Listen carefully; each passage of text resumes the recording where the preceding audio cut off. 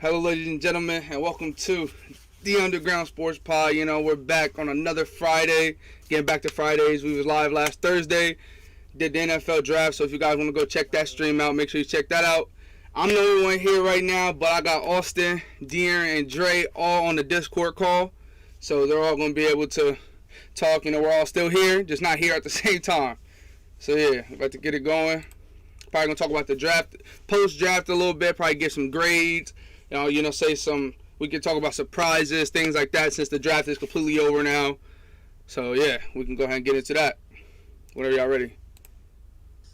Yeah, I'm gonna go ahead and I'm gonna start off here. I bet. We're gonna talk about how the Browns had, in my opinion, one of the most mediocre drafts in the NFL. I like some of their picks, like that steal with Joke at 52. Was a great steal of a pick, but I don't know. Some of them I just don't really agree with. I don't know. It could be just me personally, but I didn't really agree with some of the picks. I didn't think they needed some of them people, but I can see it like a corner, like getting a nickel corner first round. Things like that were iffy, right. But it's weird because I think somebody else said ooh with me like. Everybody else is acting like they have one of the best drafts. Everybody's saying like, they definitely did. Like even if you look on NFL.com, like you look at the AFC North, they said their draft was an A+.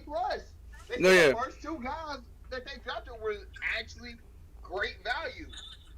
No, but Dre, I should have sent it to the messenger group chat, but I sent it to the podcast group chat we got on iMessage.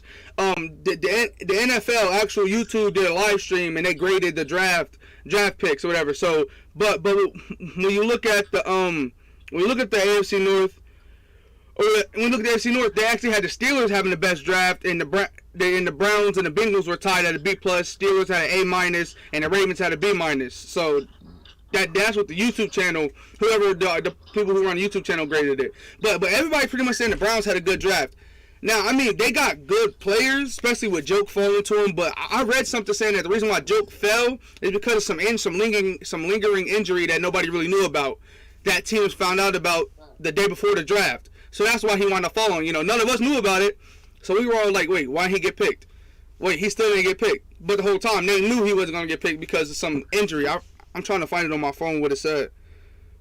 But yeah, so I actually didn't know that. But like looking at their draft and stuff, like I said, they had some good picks. I don't agree with Greg Newsome, like Jeffrey was saying. He kind of reminds me of Shaun Wade before Shaun Wade turned into the number one. He's really good at the nickel corner, but he's a nickel corner. You don't use a first round pick on a nickel corner. And they drafted another linebacker in the 5th round, in Tony Fields from West Virginia. And yeah, he was a good talent. He balled out at West Virginia, but I still think that was kind of a reach as well. I found a thing on Joke. I found Adam Schefter. He actually posted it on his Instagram. He said Notre Dame linebacker Jeremiah Owusu-Koramoah had a heart issue that came up late in the process and was a concern for most teams, which is why he fell out of the first round to the second round at pick 52 to Cleveland. So he had some type of heart issue that they found out later in the draft process. So that's what made teams not want him. See, that's fucked up though, because with him falling out of the first round, he lost out on money. Right, but be honest, but let's be honest though, heart ain't nothing to play with, especially in football. That's why they passed up on him, And, you're right. I understand it, but it's but also you still have a concussion issue with Jalen Phillips and. Right. Well, you had that early in his college career. He played a really solid senior year with nothing really wrong with him. You know what I mean? Like he was fine that year. So it's like it's improvements.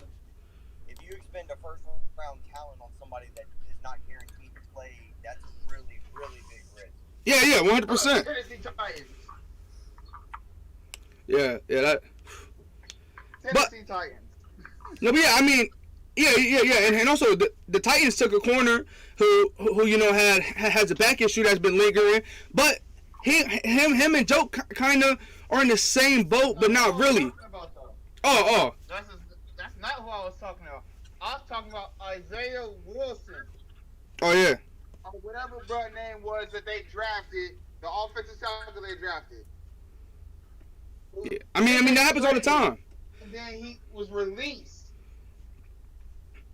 Yeah, but you know, you gotta think about it. It happens all the time. There's probably it happens probably 5 times every draft. There's a guy who has a huge upside, but there's a lingering injury going on with him. So you take a shot with him, but all of us are just gonna remember the guys who didn't make it. You know, to the other 20-something guys who did. You know what I mean? Right, we just brought up a player that was just like that, John Ross. Right. Took him at 9. He hurt his hamstring at the combine running that 40. And we took a risk on him, and it was just one of those things that didn't pan out. Right. Which we see a lot of injury with speed guys like Tutu Atwell. I'm pretty sure he had got a sprained ankle, stuff like that. He has little ankle tweaks here. It looks like leg cast. You know what I'm saying? You know, it blows up with the air. I forget what it's called. Yeah. Are they in the cold tub? Are they in the hot tub? You know, when you're fast, you kind of have to take extra precautions on yourself. Because if not, you're going to get the ankle injuries, the hamstring injuries, you know? Because you're pushing your body past the limit that pretty much everybody else can't get to. Yeah. But So, one player who when he was drafted, everybody thought he was going to be an amazing player. And thing is, to me, he's still a great player. But when I saw this right here, it really started making me think. Do you guys know that defensive tackle Vince Wilfork has more career interceptions than Jamal Adams? damn. No, that's crazy. Vince Wilfork has 3.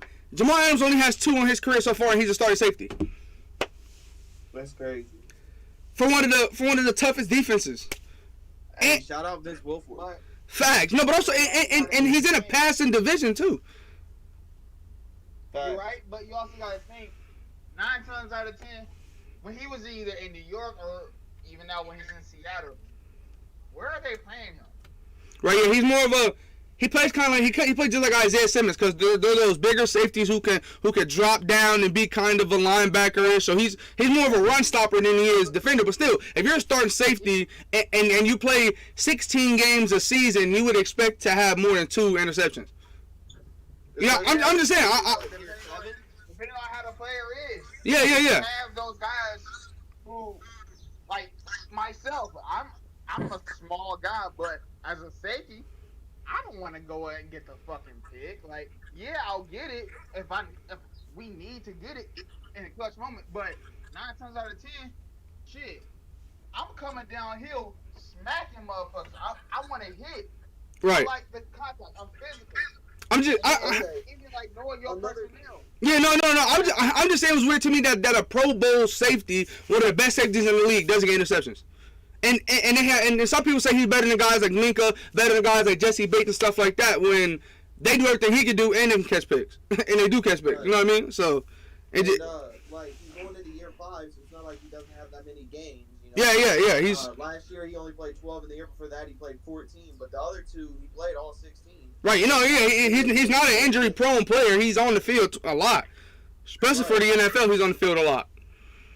Right, so he doesn't really have an excuse. No, but I feel what Dre's saying. He's the type of player that when a guy's going up for the ball in front of him, he'd rather lay him out than go for the ball with him. Which I know there's a lot of Ed Reed was like that, but Ed Reed still caught a lot of picks. You know what I mean? Ed Reed was going for that fucking football. No, I'm saying, but you see a lot of plays where Ed Reed would knock somebody's head off while he was in the air trying to catch a ball too. You know, it's yeah. Those guys that know your personnel, with the Blades last year, if I was in and it was a pass and me and another guy on defense, who were both in the area, I'm telling him to go ahead and go get the ball. I'll lay the receiver out. Yeah. Speaking of that's also another thing. Speaking of safeties, we got the new team in the NFL here, the Las Vegas Safeties, as they took 3 fucking safeties in this draft. Of course, in this draft, they already have 4 During the safeties in their podcast roster. last week. Yeah. I mean, no. But I'm speaking of safeties. So everybody didn't know. While the other rounds are going on, we weren't live, but like me, Austin, and Darren, we were all texting each other, we were reacting to it, and even Drake, we was all texting each other, reacting to what guys were picked, stuff like that, even the later rounds. And one of the things that Darren had said was when Holland was taking over Morg, the safety out of Oregon was taking over Morg, who all of us had him going first round. I thought for everybody, he was a clear standout safety. Like he was the number one guy. 2 safeties actually went over him. And I remember De'Aaron had brought that up. But with Holland, the analysts who were talking, they kind of made a point. Like, Trayvon Morg is the best safety, but sometimes teams don't draft the best wide receiver or the best running back or the best safety. They draft the safety that's perfect for their system. You know what I mean? And that's why, to me, I feel like sometimes people grade certain teams like the Steelers. Some people give them one of the worst grades of the draft because like a lot of people were saying that Najee Harris wasn't the best running back, and you don't take a running back first round, and how we didn't take a lineman or whatever. But if you look at it, we drafted all the players that are perfect for our offense or our team. Like that's why I feel like it was a great draft, especially since we did get the lineman that we needed later on.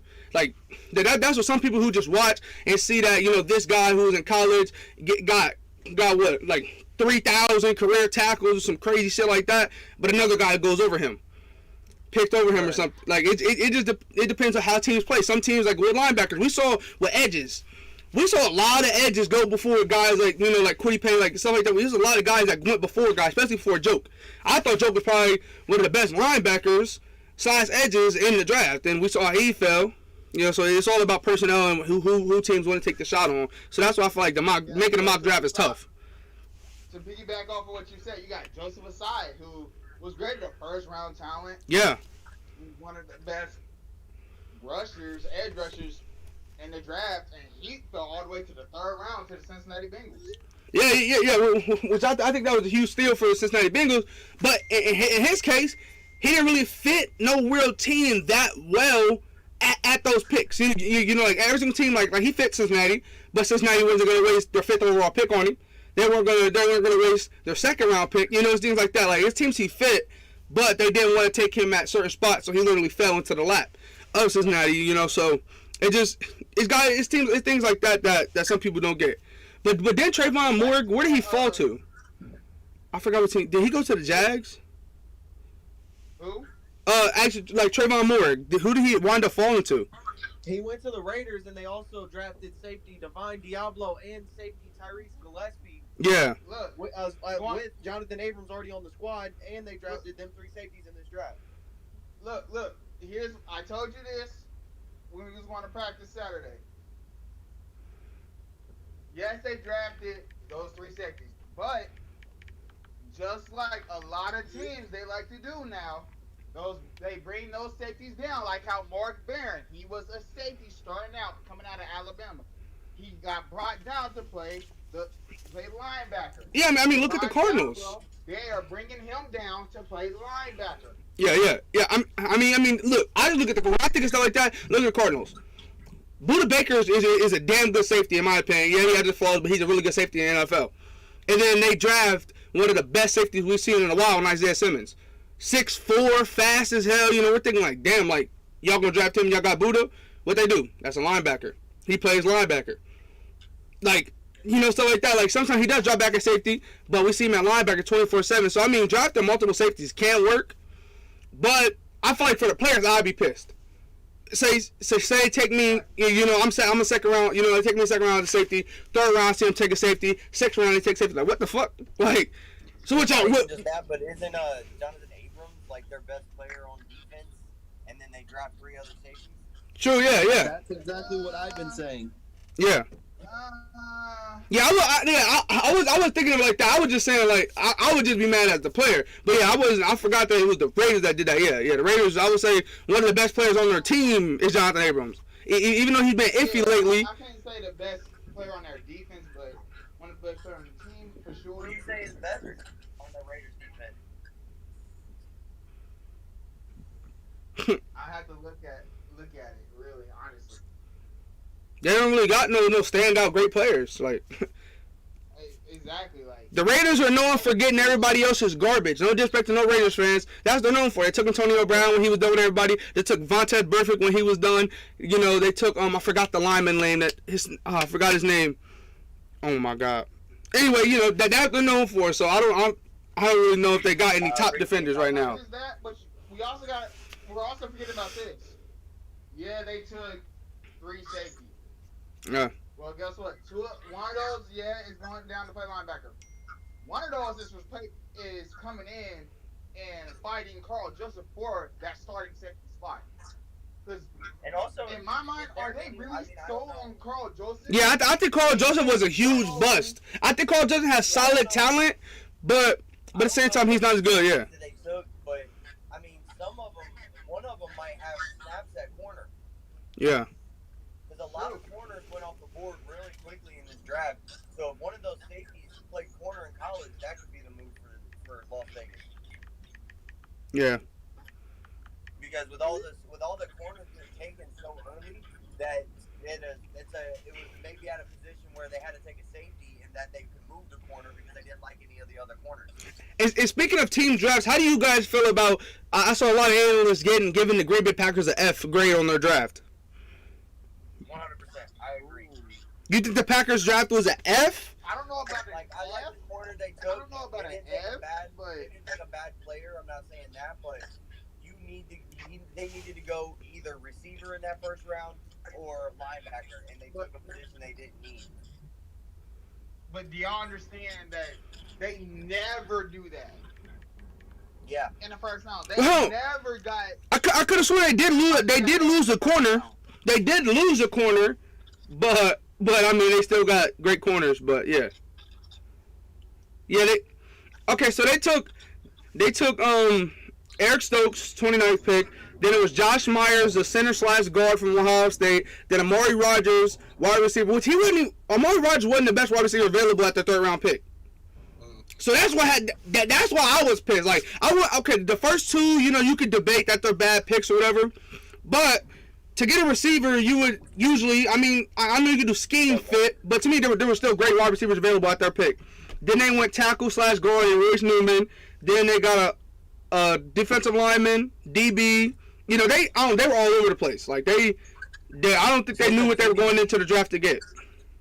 I'm gonna be honest. But see, what was the biggest problem for the Packers last year and the year before when they got eliminated in the NFC Championship game was their run defense has always been less than stellar, and they did nothing to improve their run defense in the draft.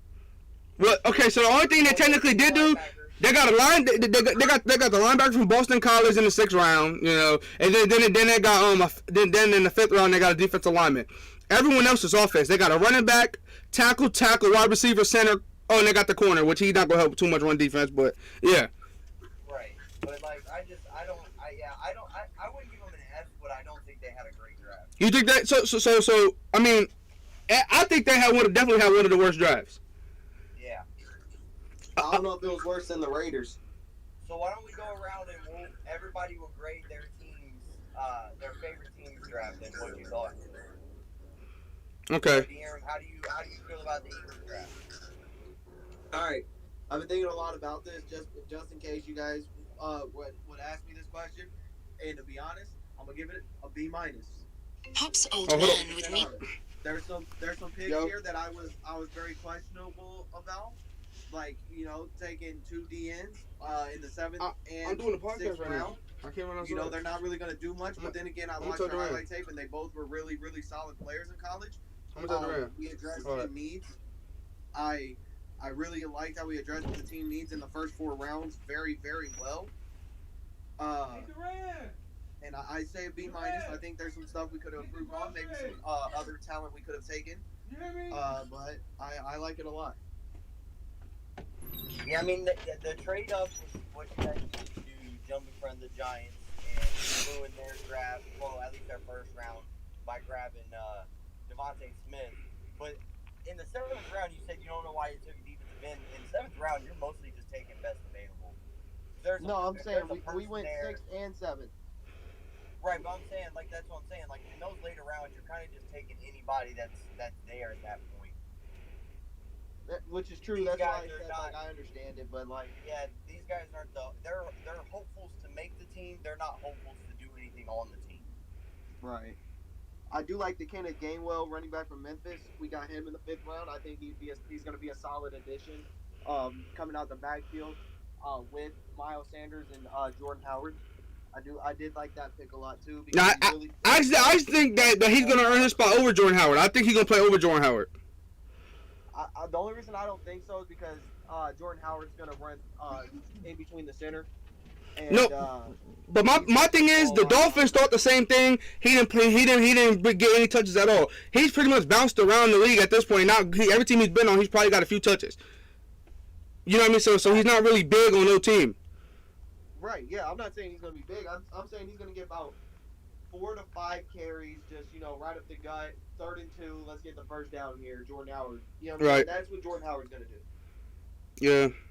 And Kenneth Gainwell, he's going to be catching the ball at the backfield. He might get 4 to 5 carries as well, but he's also going to get about 4 to 5 receptions, is what I'm seeing. Yeah. And Okay. he's going to touch the ball more.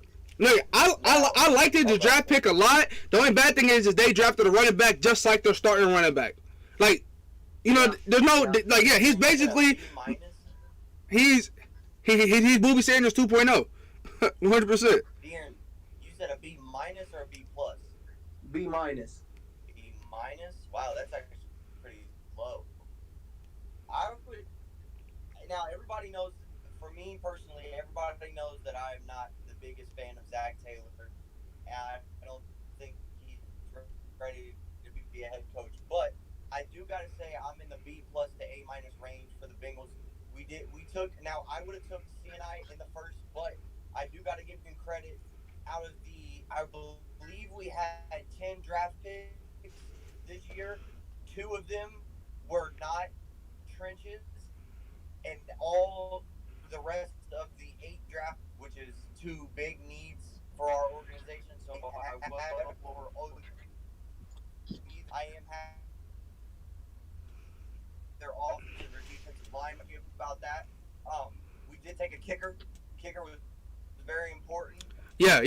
I love the kicker. I think the kicker will. I think the kicker will definitely steal the draft. Somebody that is gonna make Joe Burrow happy and excited for next year.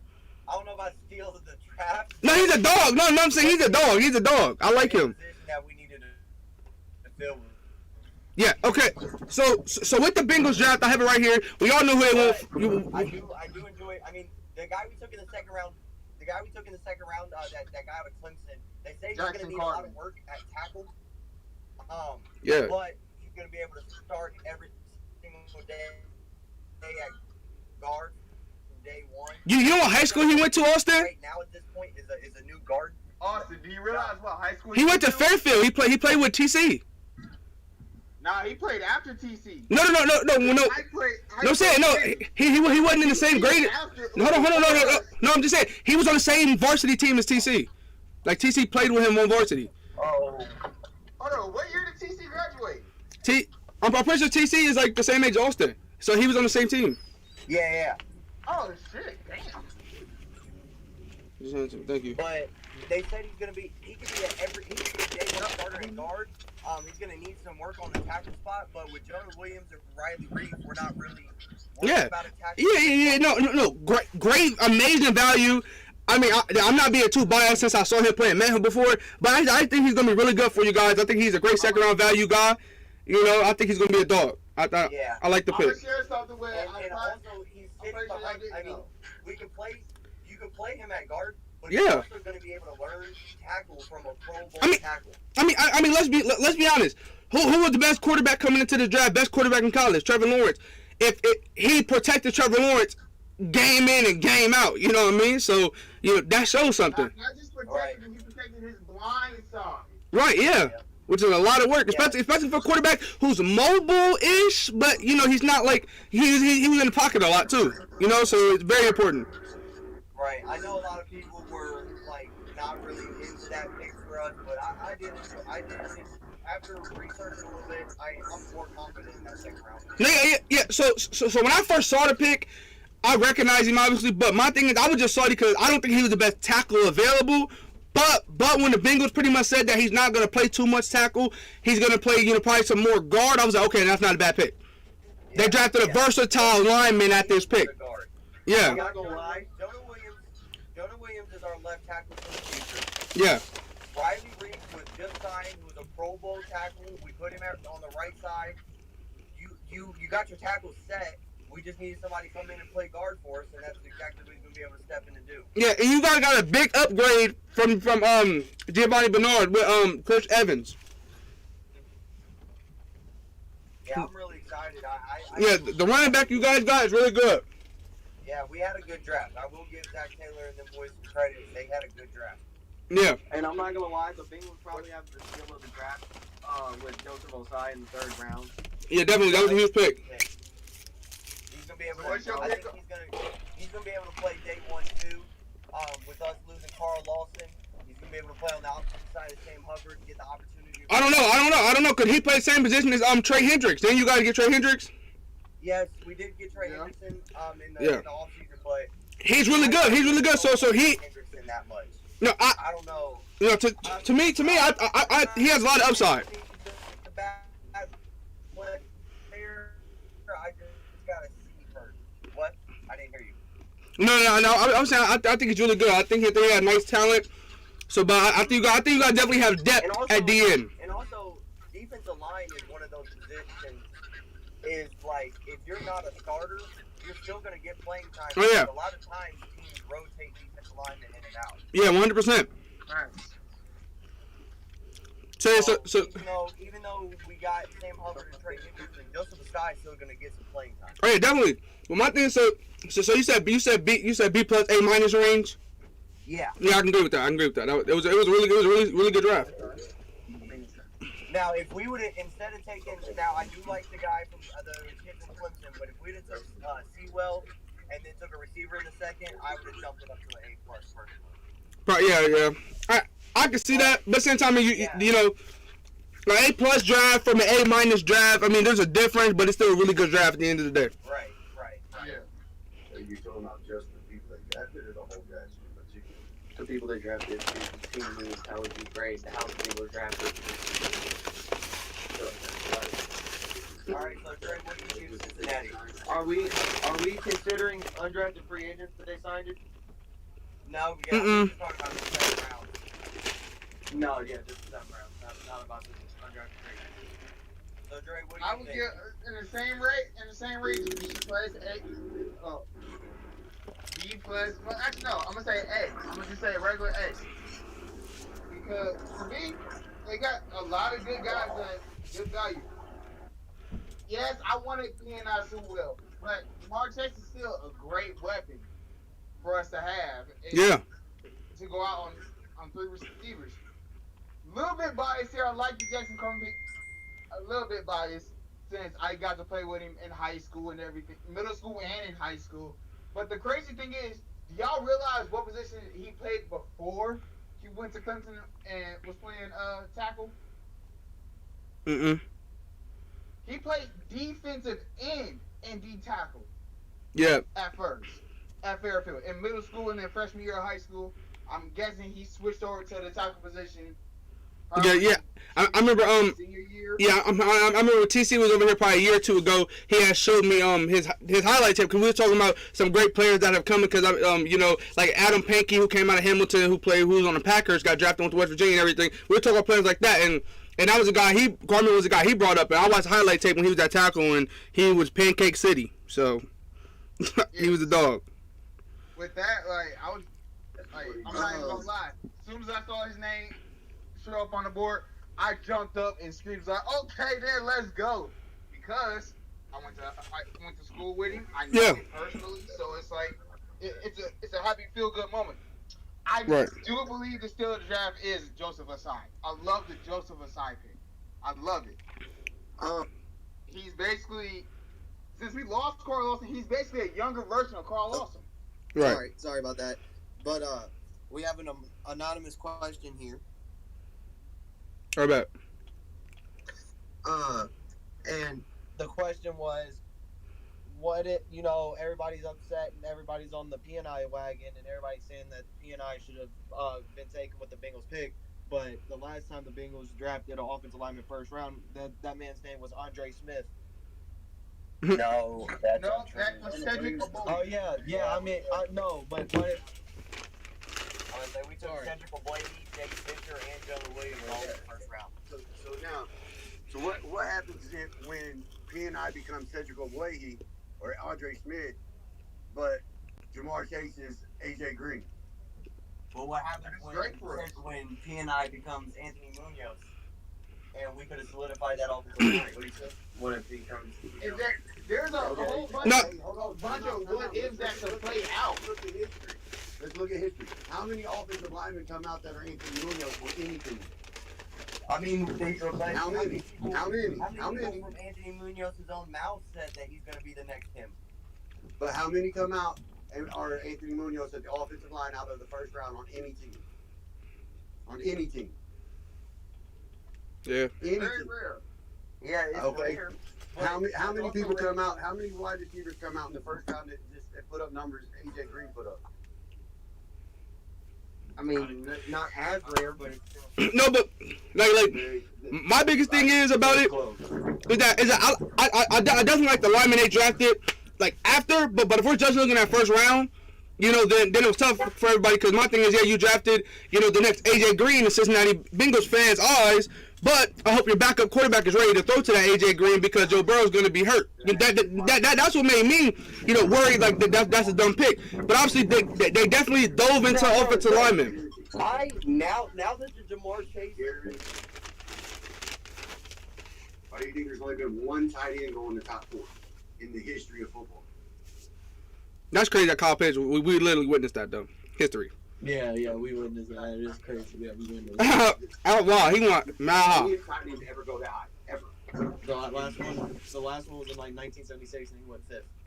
And that's top 5 because that's good. Yeah. That's crazy. Yep. It was earlier 70s. It was 1972. Top 5. Yeah, it was 72. There's a reason why positions are drafted where they're drafted. Mm-hmm. No matter the talent. I guarantee you there's more wide receivers that went in the first round in the Hall of Fame that did offensive linemen. I guarantee it.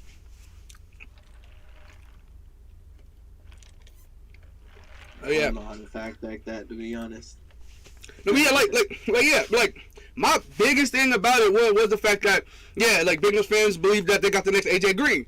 I hope but like I said, I hope your backup quarterback is ready to throw to AJ Green because you missed out on not only one of the best pass blocking tackles, but you guys see what he did in screens. You see what he did in the run. Like he was by far the best tackle in this draft. Yeah. You don't need him to be. He was, but at the same time, you have those guys who they went up and down with P&I. They said, yeah, but also was not said that it's better. They would go back Yeah, and but forth there. I'm saying now that we know that the Bengals dove into offensive line in the later rounds, it's easy to just justify the Jamar Chase pick. But if we just look at first round and we don't, if we act like the second through 7th round hasn't happened yet, you know, you can agree why everybody was so upset or they were laughing or they thought it was stupid that the Bengals took Jamar Chase over Panay. But now that we looked at how they dove into line, it's different, you know? Because, I mean, it's same thing with my team. You look at the first 2 rounds, you're looking at Steelers like, bro, you're stupid. You just took a tight end and a running back, and neither of those guys are going to really block for a quarterback that often. You know what I mean? That's how you're going to look at it. But then you look at the later rounds, and we got some amazing linemen, especially for the value later on. Exactly. Yeah, so, yeah. But hold on, wait. But before you switch, the Steelers didn't make a lot of off-season moves to fix the glaring hole they had on their team. Right, yeah. The off-season moves the Bengals made, bringing in a brand new offensive line coach who was there when Andy Dalton and Joe Mixon had their career years with a subpar offensive line, and right. Bring in offensive linemen and get rid of offensive linemen that should not have been playing regardless. So at that point, when you pick at 5, you've already addressed your hole enough to where you have to start looking at other holes on your team. And at that point, Jamar Chase was the best player available. I agree with that. I remember I was telling Austin about how the Panay Sewell draft pick, wasn't gonna be a big change. I mean, the Panay Sewell was gonna be that big of a change because to me, I didn't feel like Tyler Boyd or T. Higgins, none of them were secure or was a real number 1 receiver. I never believed in it. I wouldn't even thought in my mind. Think about it, though. Tyler Boyd had his best year. Tyler Boyd Let me had hear you. 10 years early in his career because AJ was healthy. Right, yeah, that's what I'm saying. The same thing about, like, that's one thing me also was talking about. It's the same thing with a guy like Juju, stuff like that. I feel like Tyler Boyd is an amazing number 2 receiver. I think T. Higgins will eat as the number 3, but, yeah, I hear you, Austin. Okay, I just want to make sure. Nobody was. Oh, yeah, 'cause I was listening to what Dustin was saying. Yeah, no, I agree. I definitely agree that Tyler Boyd had an amazing year. Let me jump in here real quick. So, I do want to say, even though I'm still for the take the C and I, I'm saying take T and I there. I don't agree that Jamar Chase was an F. Like, No, hell no, it was not F. Yeah, no, hell no. Grade that really bad. Even though I say take Sewell there, I still don't even give that an F. No, bro, Jamar Chase is an A. Jamar Chase is an A. P&I was an A+. That's how I looked at it. So it's not a big difference. The only way we could have got an F right there if we'd have took the one receiver that the Ravens took over top of Waddle and Chase. Right. That would have been F. Like, you would have reached for a receiver at 5 when you had the other 2 guys still on the board. Yeah, when you pull a Philadelphia, that's how you get an F. and y'all took the best wide receiver available in the draft. Y'all took the best wide receiver in the draft. So, yeah, you can't. Yeah, that. I don't agree with the F grade either. I think. No, I thought the F grade was stupid. Because they didn't. But there again, if you look at the national media, the national media has been killing the Bengals for the past 5 years, regardless. Right. I mean, it doesn't matter what we do. I mean, the national media, the fucking national media fucking freaked out the night we upset the Steelers on fucking ESPN. Right. And the next day when they was talking about it, they said that the fucking Steelers needed to fucking quit the league because there was reports of people saying the Steelers needed to quit the league because they let a high school team beat them. Yeah, but another thing is we all know it's insane. We all know that the 2 most hated teams by everybody besides their fans is Dallas and Pittsburgh. Everybody else hates Dallas and Pittsburgh. If you're not a Dallas or Pittsburgh fan, you don't like Dallas or Pittsburgh. Like that's so. And that's what I mean. It's insane. No matter who the Steelers would have took, we weren't going to get a good grade. No matter what. It's just like the kid we took in the second round. I mean, people were like, "Oh, there was better tackles," but he wasn't drafted to play tackle. Right? Yeah. Zach Taylor said that they was taking dude at 38. Yeah, bro. You got drafted one of the most versatile linemen available. Like what? Right, and the Patriots called and said, "Hey, we'll give you 2 4th rounds and a pick in this round if you let us move ahead of you. Give us 38." And he's like, "Look, this kid's gonna drop to us. Nobody's thinking of him. He'll be there when we pick again in 8 picks." No, that was smart. It was really smart by Cincinnati. 2 4th round picks and still get the guy we wanted. No, yeah, like. We don't need that guy to play tackle. Right. Like, there's better tackles. Okay, there could be better tackles, but he's gonna play guard. Yeah. Also, you remember I said that. And he worked out with the Bengal legend who gave his stamp of approval. Right. Yeah, like. Willie Anderson is big on the kid. Willie Anderson. Okay. Huh? I thought you were going to say he worked out with Willie Anderson. Willie Anderson gave the team the approval on it. Yeah, but my thing is. He's going to be good. I have high. No, yeah, I think it's gonna be solid. But when they picked him, he's going to work his ass off. Like he's going to. No, yeah. Yeah, like here's the only thing. During the draft, I was thinking like, wow. Like during the draft, I was like, hold on, you took him, or there's better tackles available. But then as soon as I heard the analyst and I read later that he wasn't gonna play tackle, I'm like, oh, that was a great pick because they went and got a versatile lineman who say Reed, for one of those guys do get hurt, he can play tackle easily. That's what he played. Hey, look, and he can come in and play guard. I just seen something posted a couple days ago. By Pro Football Focus, which is one of the biggest. Yeah. Right. If not the biggest grading, they do all that kind of stuff. Everybody looks at their power rankings. All that kind of stuff.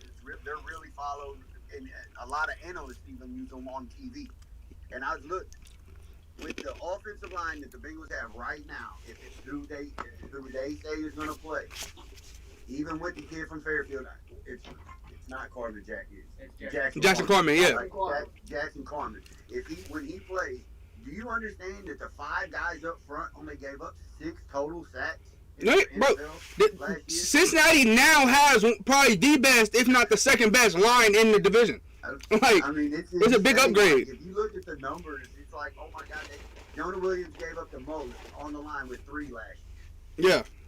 I mean, it's insane. Like but what I was going to say was the Bengals took them other two fourth round picks that they got from New England, turned them into players that are going to play right away in a rotational basis, and was able to get the kicker that we needed in the 5th round because we was a round ahead because we got the extra pick. And you were able to get Giovanni Bernard's replacement. And you drafted Giovanni Bernard's replacement. And we signed one that probably could even be better than him. Right. No, I think that Michigan running back is going to be tough. He's going to be good.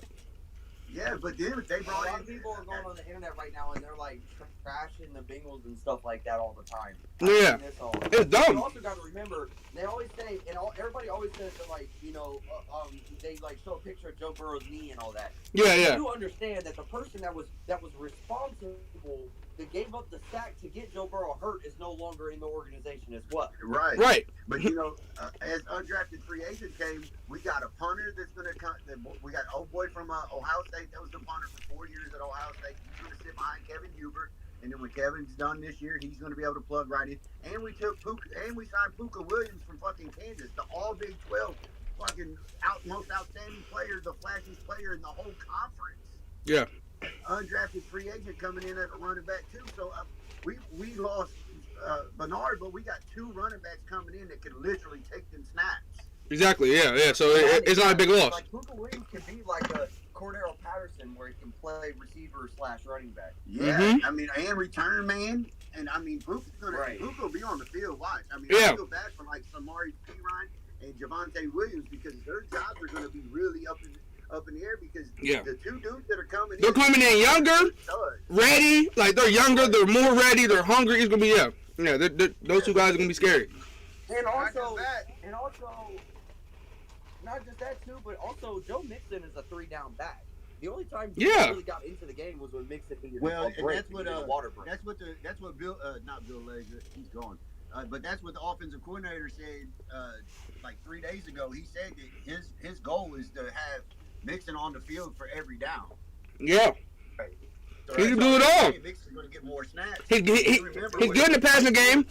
He's a power back. He can be a speed back. He can do everything. When Frank Pollock was there last time, Joe Mixon rushed for when Frank Pollock was the offensive line coach last time. Joe Mixon rushed for almost like 1,300 yards or 1,200 yards. Nick, look, he was like 3rd on the list in the league.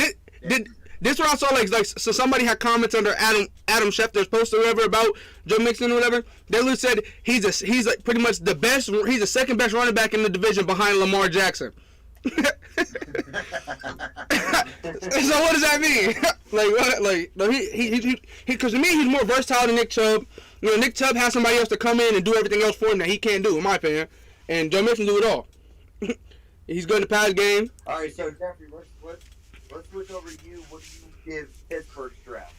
Okay, so I'll give us like a B+, B, you know, around that range because I feel like we addressed the line, but we did it so late. I like the tight end. I think he's a great tight end, but I don't think he was the best pick for us, especially in the 2nd round. So I was questioning that pick, but I love Najee Harris pick. To me, that was an A+ pick, even though everybody say don't take a running back 1st round. Every single person a part of the Steelers organization, every single Steelers fan, we pretty much spoke this into existence since December. We were saying that Najee Harris was going to be our guy, and that's the guy we wanted. So I love that pick. I think getting the center / guard, Hendrick Green was great. We addressed the Bud Dupree leaving. We got some linebackers. We got some defensive linemen to fill in and help the run game. The Bud Dupree's leaving, so I think that's why I give us a B+, B. It just us getting that tight end really, to me, that the tight end draft pick was about a D+. So that's what dropped it down from being an A in my opinion. Was that tight end draft pick in the 2nd round? I don't like that pick. So you're not a fan of Vermouth? No, I think he's gonna be really good. But I know Eric Ebron had the most drops on our team. I know Eric Ebron had the most drops on our team, but a 2nd round pick, you're still addressing problems. Like, you know, you like say 2nd round, you want to address one of your biggest problems. So that's why I said. Also, you can go best available player. Right, yeah, and don't get me wrong. I think he's gonna be nice for us. But I don't think he was the best player for us at the second round pick. That's why I say it's like a DD plus. So it brings us down to a B plus B rather than being an A. But my favorite draft pick besides Najee got to be the punter we got. But he's a unit. Bro, he's huge. He's like. Did you hear his credentials for that punter they drafted, Austin? Presley Harvin III. All right, so what do you guys? Who do you guys feel like had the absolute worst draft? I got it. I'm gonna. What do you want to say? Green Bay? All right, Austin. Real quick, the Presley Harvin III punter, Georgia Tech. He's 5'11", 263 pounds. And he can throw like a quarterback. He can boot the shit out the ball. He's a dog. Like he was amazing. That was an amazing pick for us. Yeah. That's my second favorite pick. So the team that I give the absolute worst grade to is the Houston Texans. Yep. Look, great. I go to the stream. If you go to the stream right now, I'm on the Houston Texans Instagram looking at their draft picks right now. Cause I was like, yeah, they probably got the worst. Yeah, they had a horrible draft. Who did they take? So of course they didn't have a first or second round pick. So your very first pick. To me, the best pick was Brevin Jordan. Take a quarterback who is your best position. Look, the best player they got was Brevin Jordan, a tight end out of Miami. I think he's really good, but the rest of the picks are kind of iffy. Like, why'd you take him? So, yeah, I don't know. And they took a quarterback in your first draft pick when you have Deshaun Watson on your roster. No, Deshaun Watson's holding out. Remember, they need somebody that can step in, and they actually had 5 picks. He's holding out at this very particular moment, but you're telling me right now that if they made a trade with Seattle, if they possibly now can make a trade with Green Bay, if you made a trade with somebody else, you can trade a quarterback. I'll take Jalen Hurts. I'll take Jalen Hurts over whoever they drafted. You're saying they could trade with Seattle or Green Bay. Who are they trading? Who will they get back? Like I'm saying, because Seattle wanted to get rid of Russell Wilson. You could probably package a deal where Russell Wilson and Deshaun Watson. With a few picks in between. Yeah. Aaron Rodgers doesn't want to return to Green Bay. You could probably make a package right there. See, that, hold on. Green Bay. With, you're telling me, I have sources that now that was false. I have sources that say that Aaron Rodgers actually did not say he didn't want to return to Green Bay.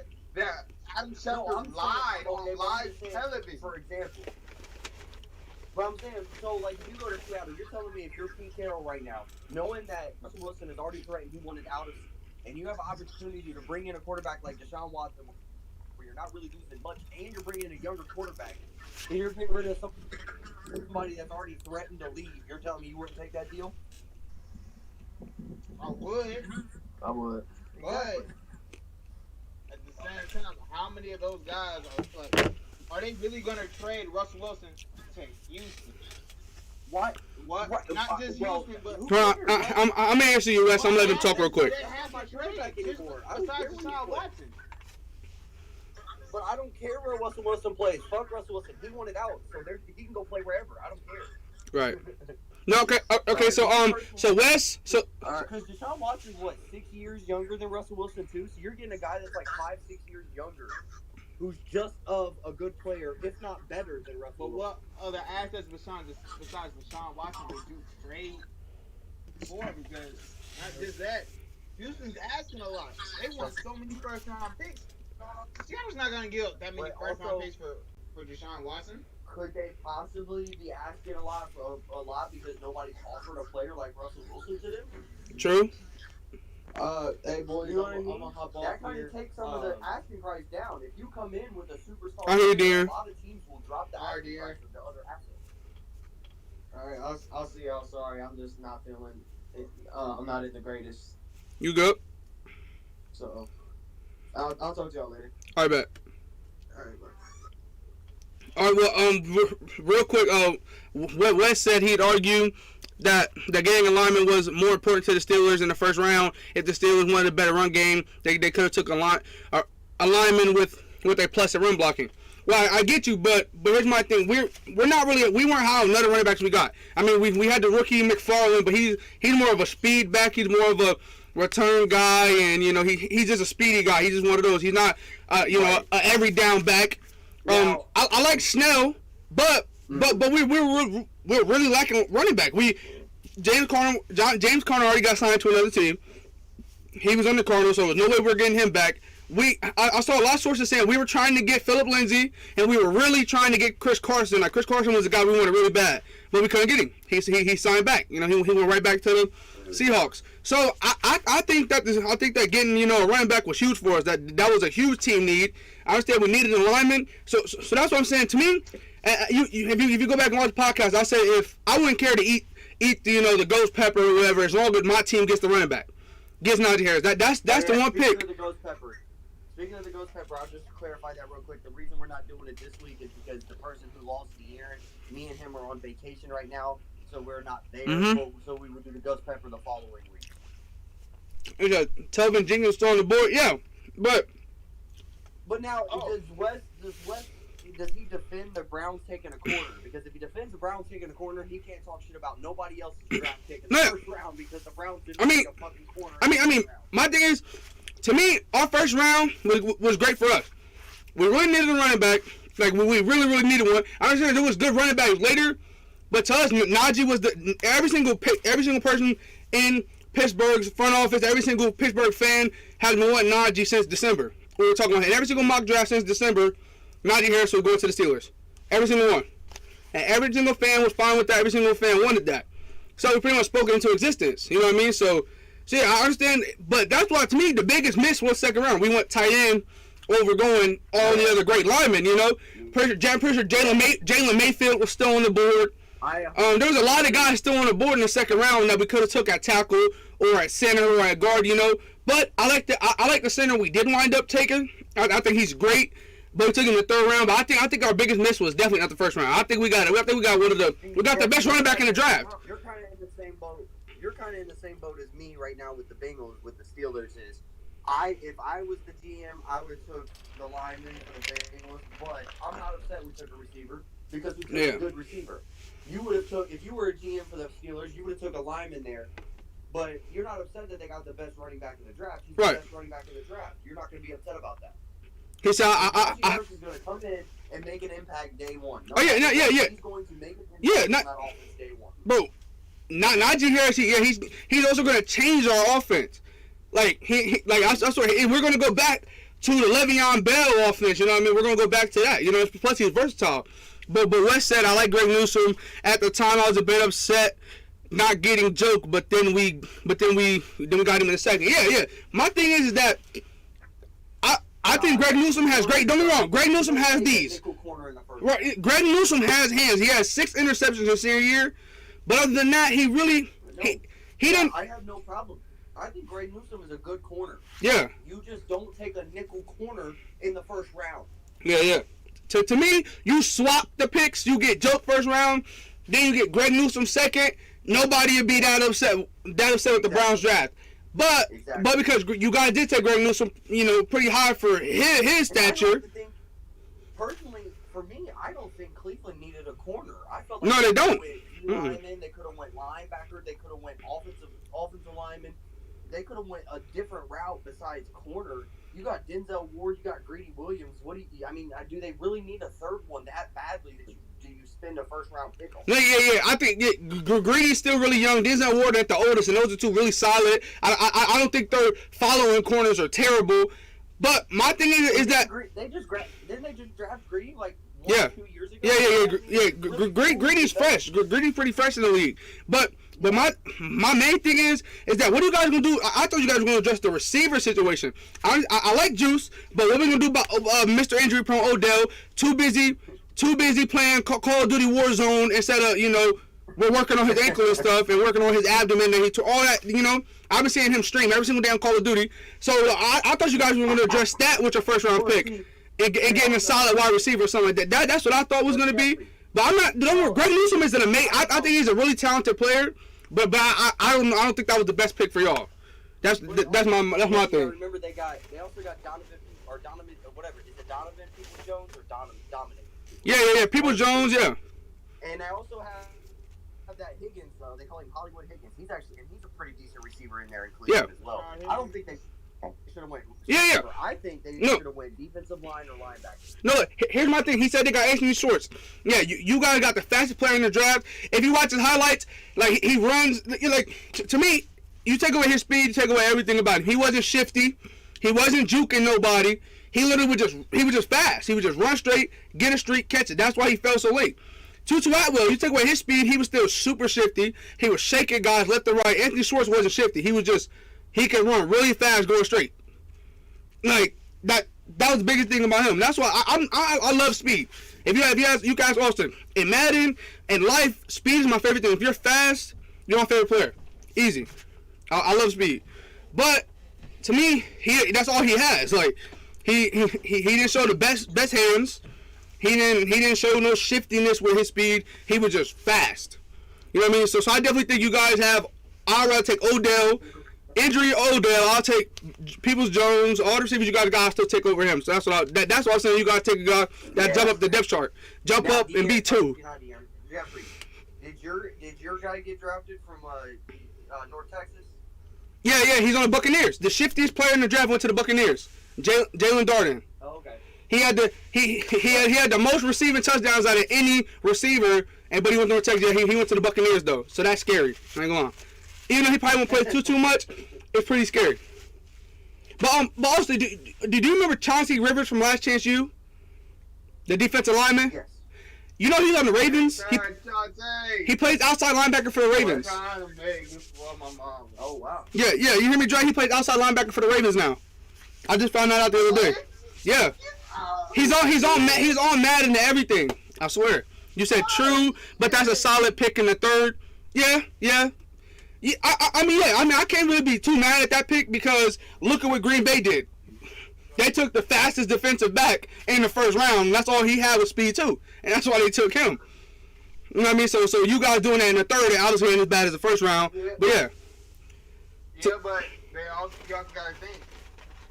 What happened in the NFC Championship game that haunted motherfuckers? What? In the second quarter, Kevin King got burned. He got toasted. He got put in the oven and left in for 5 hours. Yeah. That man got burnt. He was darker than meat. Bro, can we talk about that analogy for a second? I am not upset at all. I'm not disappointed at them going corner, but just them getting just a corner who was projected super late in the draft in the 1st round because of speed. You know that's the only thing I was like, but yeah. Not just that. You also gotta think going back to our draft when we took John Ross. John Ross wasn't projected a top 10 talent. Then he ran a 4.22 240. Boom, draft stock shot up. No, you're not getting it. After Eric Stokes' pro day, he was still looked at as a late round draft player. He was still looked at late. I'm going into draft day, he was looked at as a 4th, 5th rounder. Going into the draft day, maybe 3rd, depending on if it's the right team. Jumps to 1st. Like you said, John Ross, nobody was looking at him that high, but then after the combine, he jumped up. Right. So going into draft day, he was pretty high. Going into draft day, Eric Stokes was not high on nobody's list and went 1st round. That's what I'm saying. Like, that's crazy. It was crazy to me. There was a lot of reaches in this draft. Yeah, but here's my thing. Wes said Demetric Felton, yeah, the running back you guys got from UCLA was a solid late round gem. Yes, he was. But I'm sorry, but you guys do not need no goddamn running backs. Respectfully. Y'all don't. You got Nick. I love Nick Chubb, but I think you take Kareem Hunt off the team. Nick Chubb isn't as good. A lot of Browns fans will disagree with me, but I think Kareem Hunt is on the team to hide some of Nick Chubb's weaknesses. That's why he's in the game, pass plays and certain other downs like that. No, but I think Nick Chubb is a dog though. I think Nick Chubb definitely one of the top running back. I think he's really good. But yeah, I'm just thinking you guys got 2 running backs who are gonna get every single carry anyway when you guys give them the ball. Cause I remember there was one game when they had like 7 carries combined. But yeah, like and then you drop another running back, which he was a 6th rounder. So they're just drafting best available. But still, I don't know if he's even gonna get a fair shake in Cleveland because he's not gonna get too many touches. Not just that, but to actually think about, I know it's the past, but he's not as shifty as he used to be. No, yeah. Because he did have an ACL injury. He did tear his ACL while he was at Georgia. Yeah, he's out here. He's doing his thing now, but he's not as shifty as he once was. Yeah. Kareem Hunt is more shifty than Nick Chubb. That's why they have him, especially like he's just more shifty, more elusive. Mm-hmm. That running back, that's the dumbest thing I've heard all day. The Browns took a running back. Yeah, but look. They don't need one. No, but it was the 6th round. But they don't need one. It was the 6th round. And but Wes said, "What do we even need though? A D tackle?" Here's my thing. Like I said, 6, 7. You need DNs. You need linebackers. Hold on, no. Let me say something. In the 6th, 7th round, you draft best available. We know that. You draft the best player. I mean, 9 times out of 10, you're drafting the best player on the draft board. That's what a lot of teams do. Some teams still go needs, like the Steelers. We still were going kind of needs, even though we dropped a punter who was a need. But other teams, who like the Browns, who feel like, you know, we had the best chance. We're the only team besides the Buccaneers who had a chance of stopping the Chiefs. So that, you know, everybody sees the Browns as a really high team, especially Browns fans. So to them, they don't really need nothing. So they got a running back just in case of injury or just in case something like that. But my only disagreement with that is that I don't think you guys need one. And yet, to me, yeah, he's a great late round gem. That was facts. But you guys will never know that because he will not touch the field. Right? He won't. He's not gonna get carries, bro, at all. Like he's not gonna get it. The Jadeveon Clowney signing was good. Yeah. You guys signed Jadeveon Clowney for the preseason and the first 5 to 6 weeks of the regular season, and then you won't see him again. So do you have the depth to continue that after you lose Jadeveon Clowney? I mean, Joke, right? I mean, they got Joke, who can do it all. I think that's the best player they drafted easily. Yeah, no, he was the best player, but I'm saying that corner in the first round, you need to take a defensive end there. Yeah, and there was still solid ones available. Right. Yeah, I agree with that. I wouldn't even be mad if they would have took the guy you guys took in the 3rd round. If they would have took him there, I would not have been mad. Mm-hmm. I mean, shit, they had old boy that Buffalo took. Oh man, who they take? Oh, hold on. I took my tongue. Buffalo. Was it Quiddy? Not the Quiddy went before him. Gregory Rousseau. Yes. Oh yeah, hell yeah, Gregory Rousseau. Gregory Rousseau was like the best edge he was one of the best edges in the draft. Mm-hmm. He said Tack McKinley. Gregory Rousseau was definitely the best. To me, he was the best edge in the draft. And him falling to the Bills was solidified that front line for Cleveland. That would have been huge. And then you take Joke in the 2nd round, they would have had a great draft. When you take a nickel corner in the 1st round, somebody that's only going to get but Wes, you wasted a 1st round pick. In Wes's defense, he said they have an injury-prone secondary, and he said Troy Hill too. Yeah, you guys do like Troy Hill. But anyway, yeah, he said injury-prone outside lineman too. Facts, you do. But yeah, I mean, I don't know. It just, I don't. Okay, so you said and the offensive tackle out of Cincy, I believe in the 4th. Yeah. No, I think I don't think you guys had. So here's my thing. Some people saying A+ draft. I don't see that. But I don't see an F. But yeah, I don't see an F. I don't see no F or no D or nothing horrible. Because you guys got good players. But it's just there's a lot of things we could debate about and why it probably wasn't the best thing. So, but yeah, so I like what I was saying though. I would have given him a B because of that 1st round pick. Yeah. I think every other round they had solid picks. But if they would have took Gregory Rousseau 1st round, they would have had an A to A+ draft. Yeah, so you even like the running back? Dre hates that. Dre hates the running back. What you mean? Hold on. No. Dre hates the running back. No, you hate that they took the running back. Yeah. Yeah, that's what I'm saying. But, hold on. Now, it just depends, though, like, how he plays. Like, if he's a speed back, I would say they would more likely use him more as, like, a return guy. Wes said he gives the Brown, he said he gives the Brown the A-. Well, okay.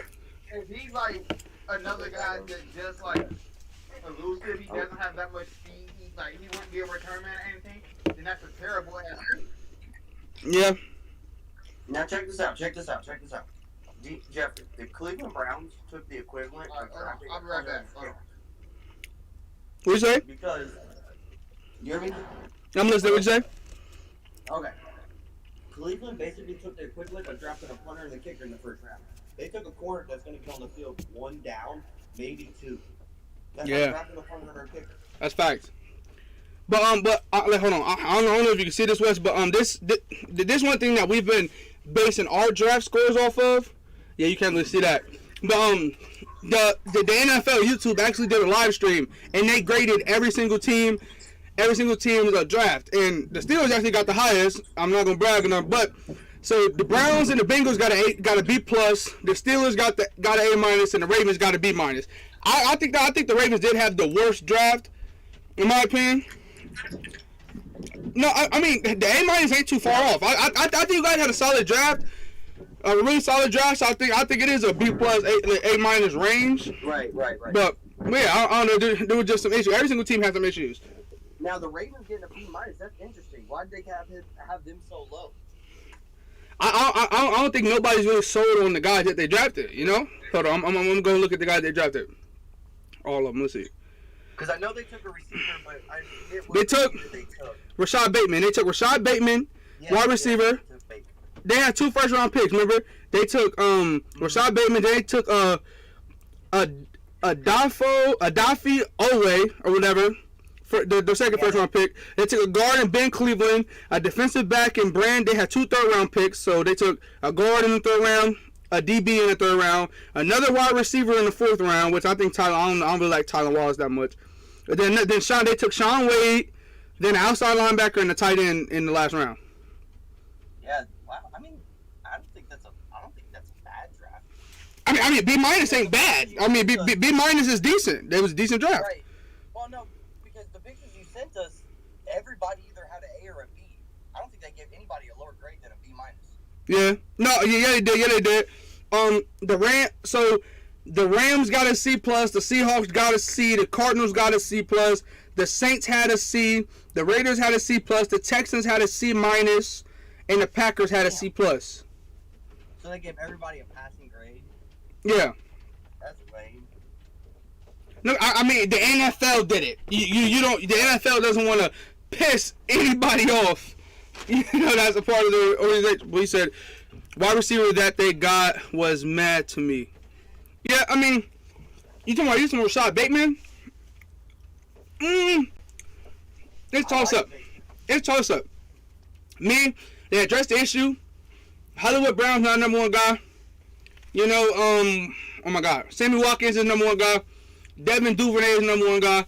They lost Snead. Des Bryant he's not showing to be a #1 guy anymore. So they got a guy who his whole entire college career, damn near, he was #1 guy. So I like it. I don't think I think the 3 receivers taken before him, there's a big gap between Devontae Smith, Jalen Waddle, and Jamar Chase, and then Rashad Bateman. But he probably was definitely one of the best wide receivers available, and I don't think that was a horrible pick. Yeah, out of the receivers available, I mean, really, it was him and oh boy that got drafted by the Giants was really the only 2 that were. You talking about Kadarius Toney? Drafted before them. Never mind. It was. I mean, Bateman was really the best receiver at 27 for them. No, what's his name was? Hold on. I don't know. Hold on. Marshall Jr. was still good too. You said who? Who? You know who? Marshall Jr. Yeah, Terry. Still good too. Yeah, I would have took Terry Marshall over him and another receiver. What's his name? Fuck. Out of Ole Miss. Why receiver out of Ole Miss? Elijah Moore. Yeah. Those 2, I ain't gonna lie, over him. You said Texas. I like Kadarius Toney, but yeah, still got. No, yeah. The funniest thing about a little more dominant receivers. No, I know. I love Kadarius Toney for the Giants. I think he fits them. They got their #1, and Kenny Golladay. They just need that quick, fast route runner. So I like that pick for them. Him going that high to him is iffy though. But Wes said Texans get a D for me. A D as in Deshaun leaving. No, yeah, but the Texans had a bad draft. Texans real quick. I want to go back to the Texans real quick. Because the fact of we're all forgetting something. Those legal issues is still going on. So the Houston Texans don't know if Deshaun Watson is playing this year or not. Facts. We don't know if they're going to spill over into the season. Facts. So that is justifiable that they drafted a quarterback in the 3rd round. Yeah. Their first pick. Because, in all honesty, they didn't have that first round pick. The first round pick went to Miami in the Larry Tunsil trade.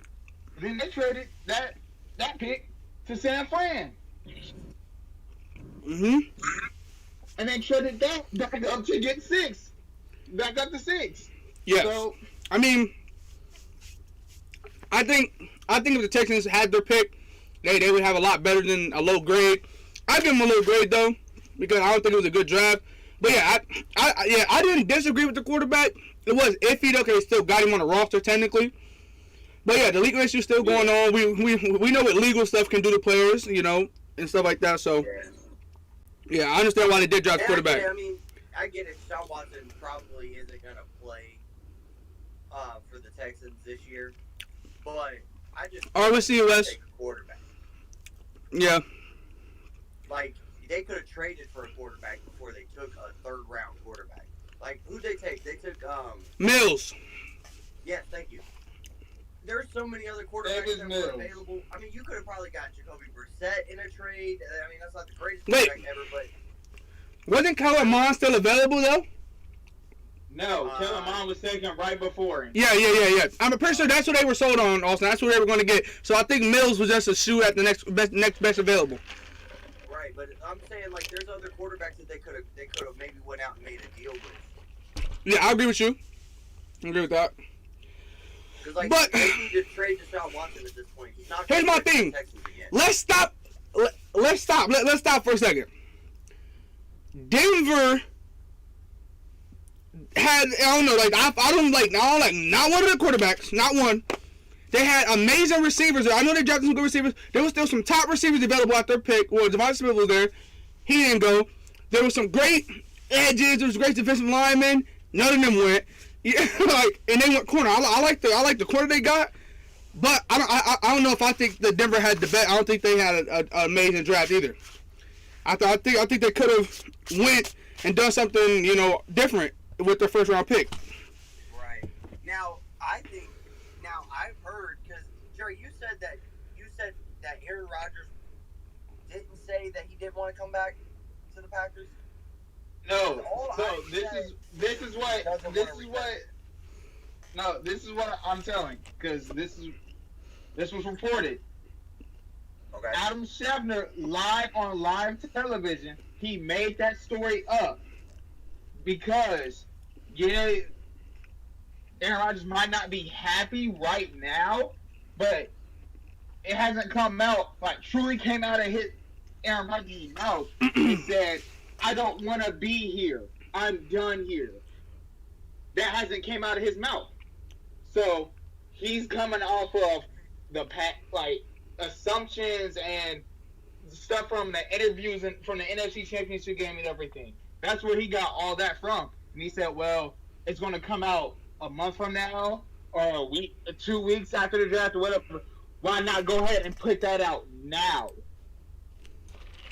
Yeah. See, because I've heard a lot of people that I've seen the rumors that Denver's trying to acquire Aaron Rodgers.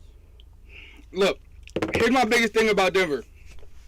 Not saying, don't get me wrong, Patrick Surtain could turn out to be one of the best corners we've seen in a long time, and I'll still say they missed. Be their next Champ Bailey.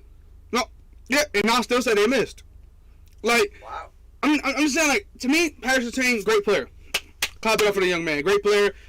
He's definitely top 10 talent, but he's not the Denver Broncos selection. Shouldn't have been. 100% shouldn't have been. So you say they should have went quarterback there? Yeah, I mean, I think so, because Drew Lock, not the guy. We've seen that already. Teddy Bridgewater's not the guy. We even seen on his own damn team. On the Panthers, he wasn't even the guy. So, it's just, I don't know. Like, I think quarterback was what they should have did. They obviously didn't. But I don't know. It was just the biggest head scratcher ever when they went corner. I mean, I wouldn't even be mad if they fucking made moves, got Jalen Waddle or got Devontae Smith. I would say biggest head scratcher ever. It wasn't the biggest head scratch because the corner position was a need for them. In their eyes, you gotta think, in their eyes, they did address the need at quarterback because they got Teddy Bridgewater to come in and play to compete with Drew Lock or to last year. because then Carolina ended up with the 8th pick. So what? You got a quarterback that technically did worse on his team than your quarterback did, right? I mean, am I right there? Yeah. I mean, yes and no, because you also got to think, going into the year, were they planning that Christian McCaffrey was going to get hurt? Right, So, but when he did get hurt, that's a running back. Like, Teddy Bridgewater was a single weapon in that receiving core. Yeah. No, but Dre, You know what I mean? but Dre, here's my thing. Here's my thing about corner. They're really, really high on Michael Ojim. You know, number 23, the corner for Denver. I'm pretty sure he's pretty young. He's only been in the league like a year or two. So like I know they're really high on him. So but I'm like the second guy, Devontae Ballsby. I don't think they're high on him. So I say corner could be in a need. But yeah, but to me, you got a quarterback who, like I said, did worse. He did worse than your team. He led his team to a worse record than your own team. You literally had to put a wide receiver at quarterback last season, who did terrible, by the way. Yeah. And then you get Teddy Bridgewater, who did worse than that. How the fuck can you do worse than that? You're a starting quarterback, and you do worse than a team who didn't have a quarterback for a majority of the season. Now I don't want any slander on that young man. No, that's not his position. Had to play quarterback. I respect him 100% stepping up. I'm just saying that's not his job. 100%. You put Teddy Bridgewater at wide receiver, he's better than Teddy Bridgewater there. Like you know what I mean? I'm just saying, to me, to be a starting quarterback, it wasn't like the quarterback before him got hurt. No, he was the starter going into the season. He was QB1 out the gate, and does worse than a team who, like, 65% of their season didn't have a quarterback. Yeah, that's bad. You need a quarterback.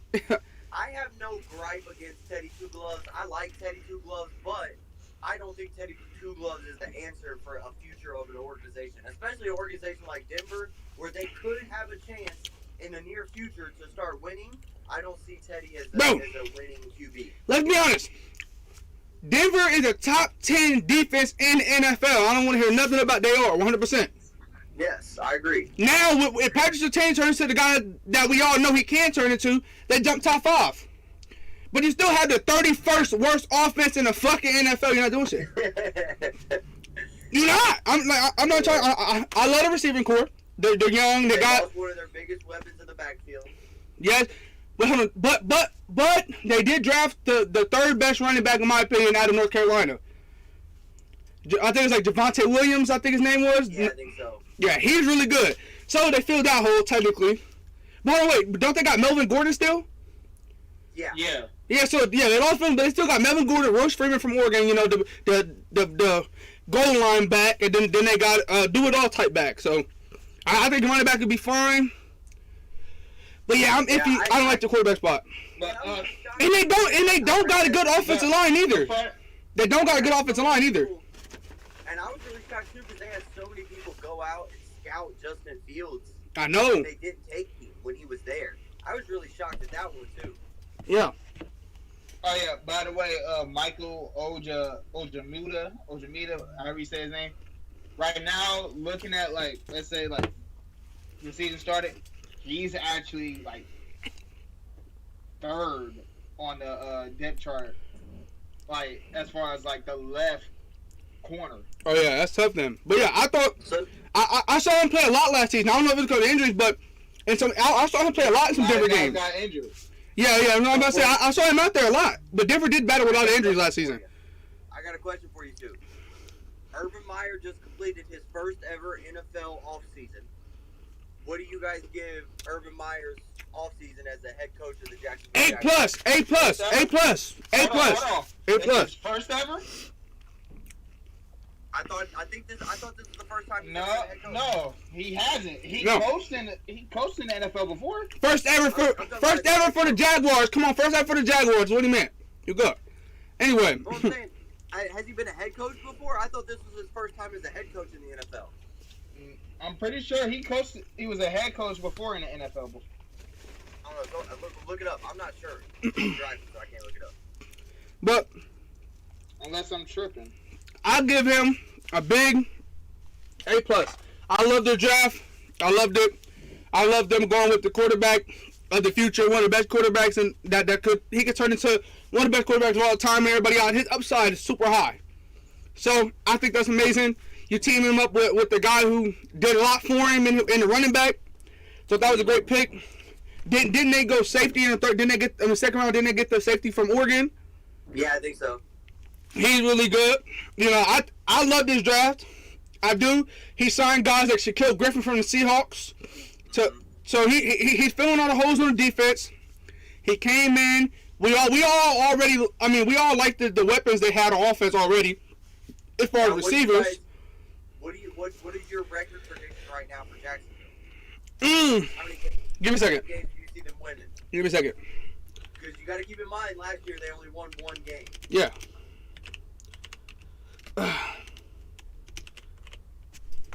Give me a second. About to look something up real quick.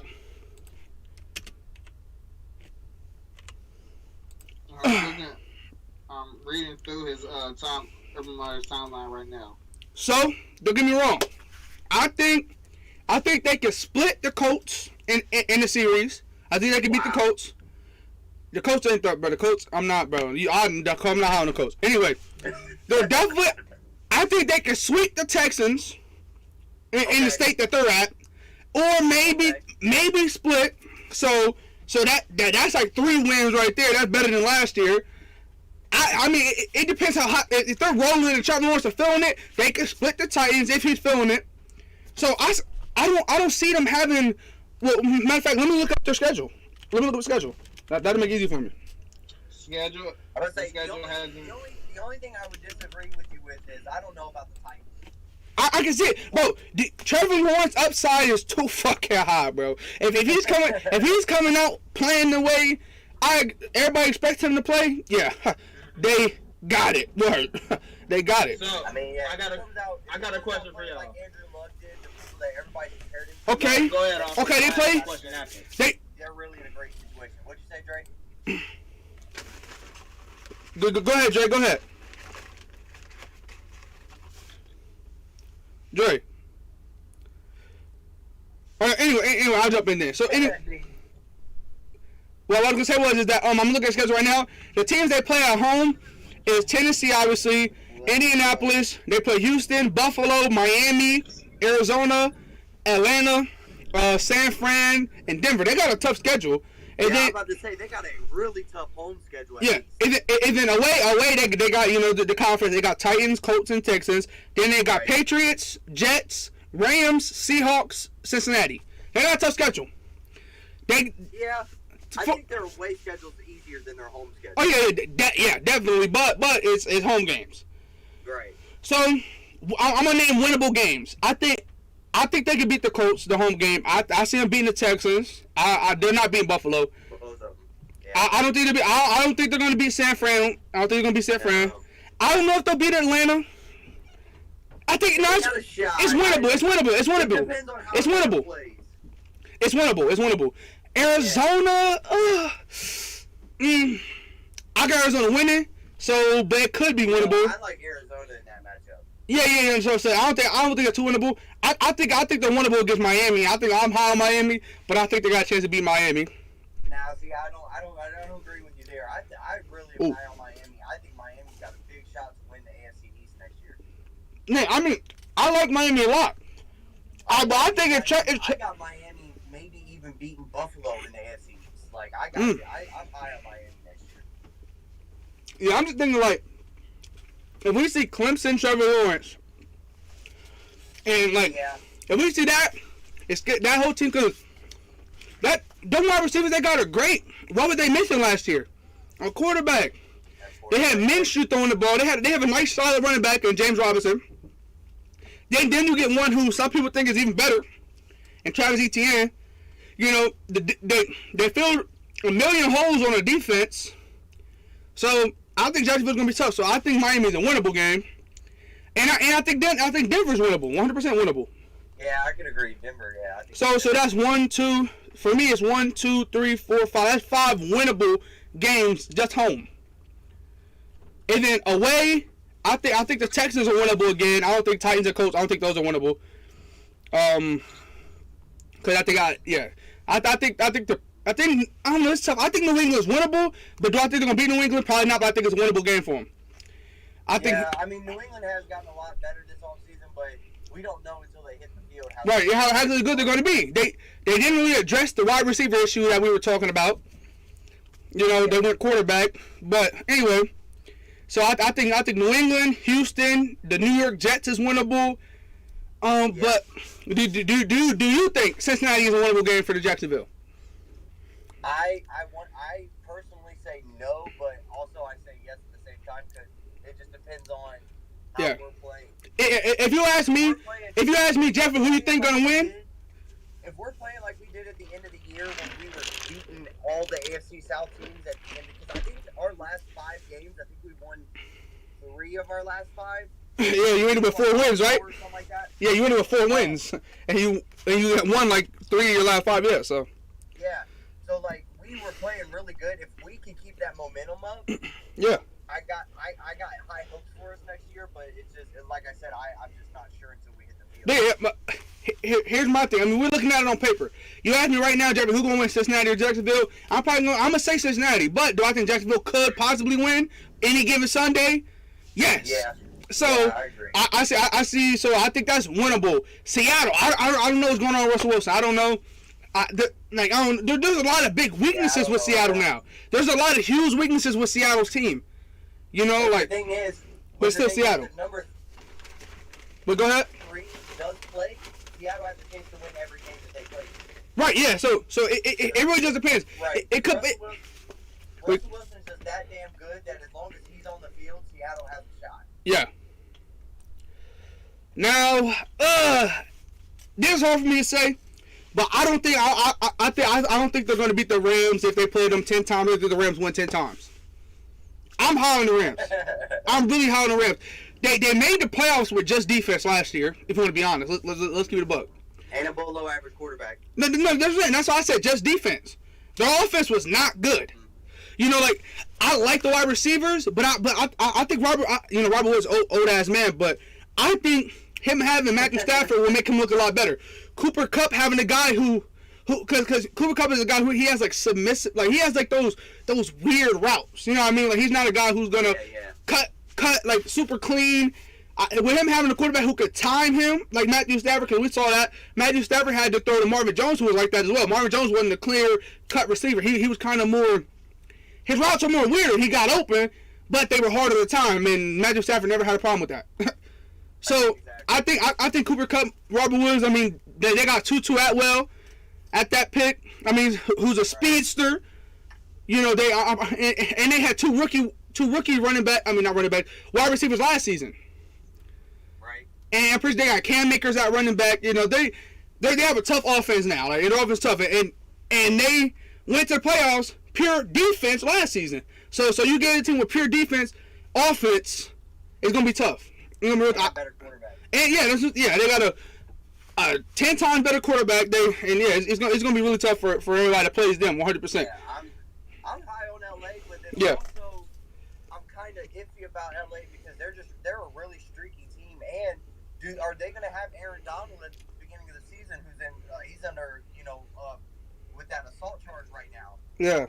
He might get suspended by the NFL, and we don't know how long he would be suspended if he does get suspended by the NFL. Right. Which could be a big hit for that defense. Right. Yeah. Definitely. But obviously, I think New York's winnable. So that's 1, 2, 3, 4. Wait, did we say Seattle was winnable or no?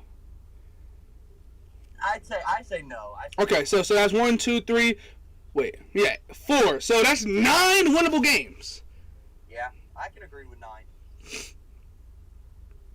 That's a huge. I mean, it's not amazing, but 1 win to 9 in the NFL. Yeah. Everybody gonna call Trevor Lawrence the GOAT. Everybody gonna call Trevor Lawrence the next GOAT. And also, there could be a factor. Maybe Urban Meyer is just maybe he has that gift and he just turns it up, and all of a sudden, yeah, boom, and I mean that wins him a few more games. Here's nothing. Here's nothing though. Tennessee doesn't really have no strength at wide receiver, right? So I think one of them games can win. So I can even see a 10-win season maybe. And also we don't know about injuries. What if when they play Seattle, a lot of injuries? What if when they play, Indianapolis, there's multiple injuries? Like when they play Arizona or Buffalo or San Fran, there's injuries there. Right. You know what I mean? So, but to me, that's a huge jump. Huge jump. Because I'm pretty sure with Philadelphia, who didn't have too hot of a season, they didn't have as bad of a season as them, obviously. But we got them turning around and going from 4 wins to what, 6, 7, I think, which is a solid season. But to go from 1 win, the worst team in the whole entire NFL, to 9-10, that's a huge jump. Everybody in call Trevor Lawrence the GOAT. Everybody is. Right. Yeah, I agree. Yeah, but it's literally all on him to win. Like, it's all on him. Everybody look at him. He has to click. He has to get everything going. And if he does that, I think that team is a force to be reckoned with. 100%. Yeah, I don't even know. It's gonna be tough to see. But hold on, I'm about to look something up real quick. Yeah, I mean, the only team that I really still don't have any confidence in right at this moment maybe would be the Jets. Yeah, because I love Zach Wilson. I think Zach Wilson's going to be tough, but he doesn't have the weapons. Right. I mean, the wide receiver they got, in the second round was nice. But is he a guy who's going to change everything around? I don't know. It's going to be tough. I'm trying to look at... Okay. No, you're good. I'm at the airport right now, so I'm trying to figure all this out. Oh, yeah.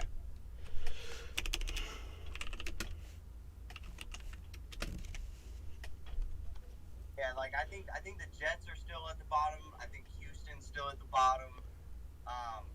Cincinnati still might be at the bottom. Just depends on how we play. I got Seattle maybe being at the bottom, especially because if Russell Wilson comes out and just doesn't feel it, maybe he turns into a different quarterback this year. Because that's happened a lot of times. Yeah. Where players are just like, I don't want to be here, so I'm not really they're not in that mode to play. They're just kind of like, nah, I don't know. And that could be a possibility. Yeah, my thing is that the Packers are a great team. Great team.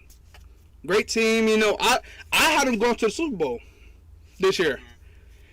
But their weaknesses really stood out in the playoffs. I'm talking, they were shining in big lights in the playoffs. Right. Their weaknesses. And did they really fix them in the draft? I'm not sure, to be honest. Like, I mean, Dre's biggest thing was Kevin King getting burned. Okay, you got a guy who is going to be able, if they run straight, he's going to be step by step with him. Don't get me wrong, that's great. But Derek Stokes showed himself to be a Jalen Ramsey, to be a Jair Alexander. Like, the super skill. I thought the main thing about him was his speed. That's why he wasn't an undrafted player, and he was projected to be a mid-round guy. And then he jumps to the first. But I don't know. I mean, they lost one of the running backs in that amazing running back duo. I'm not too high on the receiving core besides Devontae Adams. I think after him is kind of iffy. If you take Devontae Adams off that team and Aaron Rodgers, that wide receiver core is ass. Like, right. I mean, that's truly how I feel. Let me call you right back, Jeffrey. I bet. So, now that I'm on here by myself real quick, I'm going to switch over to the NBA, everybody. I'm going to go ahead and talk about who I've clinched. So we've had multiple teams clinch the playoffs already. First team to clinch the playoffs was on April 25th. That's kind of, it's around the time you want to see teams clinch, but it was still kind of early. The Utah Jazz clinched on April 25th. They beat the Portland Trail. Wait, hold on. The Jazz got in after the Portland Trail Blazers lost to the Memphis Grizzlies. So that's when they clinched the playoffs in the West, and they're number 1 seed. So they've automatically clinched the playoffs. I don't know if they clinched number 1 seed, but they definitely clinched the playoffs. Next team, we're going to go over to the East. The Brooklyn Nets clinched on April 27th. They clinched the playoffs. So they're going to, they were just an 8th seed last year in the playoffs, so it's not like they have been on a drought necessarily. but their team is looking they're looking like top title contenders this year. So, yeah, that was a huge clinch for everybody. Philadelphia 76ers are April 28th. No. There it goes. Okay. I was just going over the NBA clinching, like who all clinched the playoffs. So I said the Jazz on April 25th clinched. The Brooklyn Nets have now clinched on April 27th. The 28th, Philadelphia 76ers went ahead and clinched. On April 28th, also the Phoenix Suns also clinched the playoffs. And then on May 2nd, the Clippers have now clinched. As the Clippers, when the Lakers lost to the Raptors, that automatically clinched the Clippers into the playoffs.